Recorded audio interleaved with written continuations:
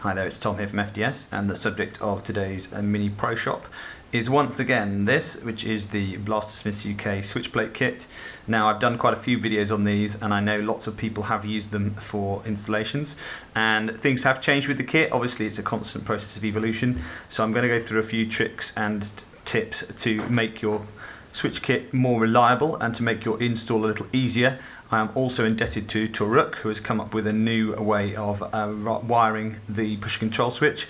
I'm going to demonstrate that in a minute on a live build, so we'll see how we go. Right, first off, parts of the kit that are familiar to you. Obviously, we have the DC2 microswitches, and then we have the actuator arm on this one for the pusher, and this is the actuator tip, and then this little guy is here to go on the end of your rev trigger, and this allows a much better contact area with the rev trigger, and this piece here sits on the bottom of the plate down here like this. It basically slides backwards and forwards, and it holds the rev trigger in place. So that is a useful part. I've got to hand it to the guys for developing that. It's rather neat. So that little piece there is very useful to keep your rev trigger centered, and you'll see on the Rapidstrike that I used for the video, which I'm going to pull back in a minute, you can see exactly how that changes the fit. So without further ado, pro tips. We're going to start with the hardest one. Now, the one that most people struggle with is the actuator switch. Now, this switch sits around this way up here on the kit if you look at the instructions, and you can end up with some difficulties with going up and down here. Some people seem to find that they get these installed wrong.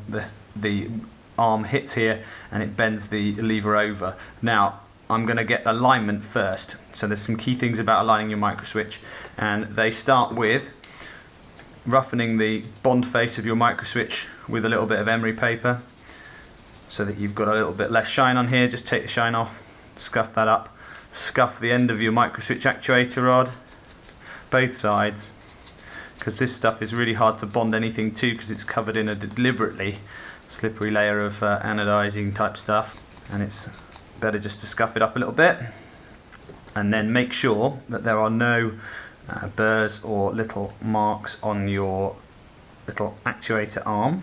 And sometimes they do get a little bit of a slump on one side where it's sitting on the printer bed as it's printed, and you can see it prints this way up like that. This one you can see was printed this way.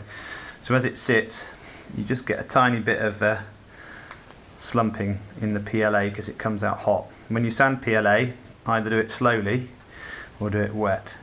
So I just take off any little imperfections. This is 400 grit auto paper that I'm using to do this, just to give it a little bit of a smoother edge on this side to make sure that it's a real nice fit. Like any precision mechanical build, mechanical fit is really important before you start. So that's those. Now, gluing the tip onto the arm, here's a neat trick. You get yourself a sheet of glass. If you work on a sheet of glass while you do your glue, this means that when you've glued your actuator, it will be completely flat and it will stay in line with the arm and in line with the switch, which are the two key things that you want to stop bending. So I'll quickly put a bit of glue on now. I just use this stuff, which is like a thick CA glue. I also use an Activator Pen if I'm in a hurry.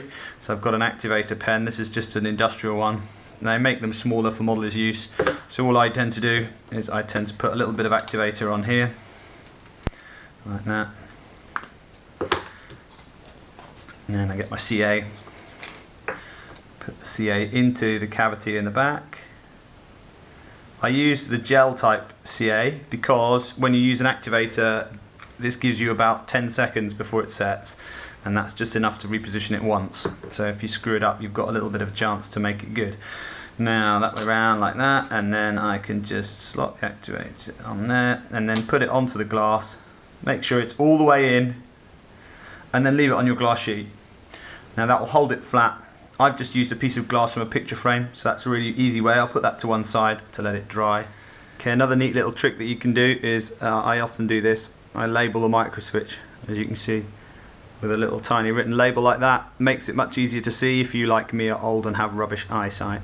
So I've labelled all the connections, and now we're going to go into the actual build.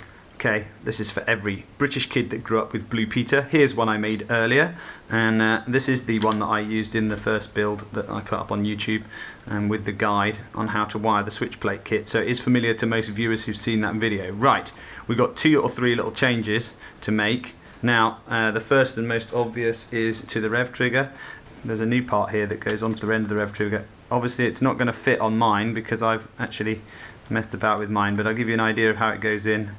It goes in like that, and it fits right up here onto the end, and then it'll all squeeze in. And you can adjust how far out it sits here to get your trigger right, and then bond it in with a good bit of cyanoacrylate and just roughen the underside of the trigger. So there's the rev trigger. Now we can go into the new development in the wiring. I've got to say thank you to Toruk for working on this, and there's going to be a full write-up on his blog for people who prefer written, but I'm just going to do it real quick on here to show you what happens. So what we've got is that you've got one negative and then you have 2 feeds into the push control microswitch. Now the theory is that if we take out one of these feeds, which is this one here, which is currently from the normally open on the main trigger and comes up here and over the top, and then it actually dives down under here and goes onto the normally closed. If we get rid of that, we only then give this switch the authority to break the pusher, because this is the negative to the pusher and this is a positive feed coming up. So if we've got 2 positives in here, at the moment it kind of oscillates between the 2 and you get a kind of little phasing effect going on that controls the pusher. I'm not really much of an expert in the electronic side of things, I just build them. Now the reasoning is that you take this wire out and you actually get better cycle control. Now I have done this on a build for somebody and I can confirm that it does work. So all you need to do is we're going to take this connection off, and I'm just going to clip it off with my wire clippers very carefully, so I don't want to damage the collection below. You can see how much less space there is in here when you use this thicker gauge wire. And my new builds, I now only use this thicker gauge wire for the mains, I don't use it for the jumpers. This blaster's filthy because it's my son's one from war, so there we go. So that leaves you with only 2 connections to make to the pusher. You've got the normally open, which contains your sole negative, and then also has here the negative wire that goes down and out to the pusher. So that's the pusher negative. And you can also, if you're clever, you can add a little plug down in here. Blastertech put a little plug in. They put a Dean's connector in here. I'd use an XT30 because they're a bit shorter, and I've got some. So that you can make an unpluggable motor. You can also use the Micro Dean's Ultra, which is really small because these don't draw as much current, especially if you're on a 130. So there are ways to make your pusher assembly completely removable. So that's your only negative, and then you've got this one, which is the common, which is going back to the normally closed on this bottom connection of the main trigger switch. So now if I plug a power pack in, moment of truth, I'll plug my power pack in and see if it works. Okay, so before we test, just a couple of things about when you install the pusher control switch up here. Now when you can see that this one is one of the older ones, it's a 5 amp one, not a DC2, but the theory is the same, that you really want that switch nice and flat and level, and you want the actuator arm to be right in the middle here. So if we just give this a little tilt, you can see what I mean. See here, it's hanging completely in free space in there, and it's not contacting down in here.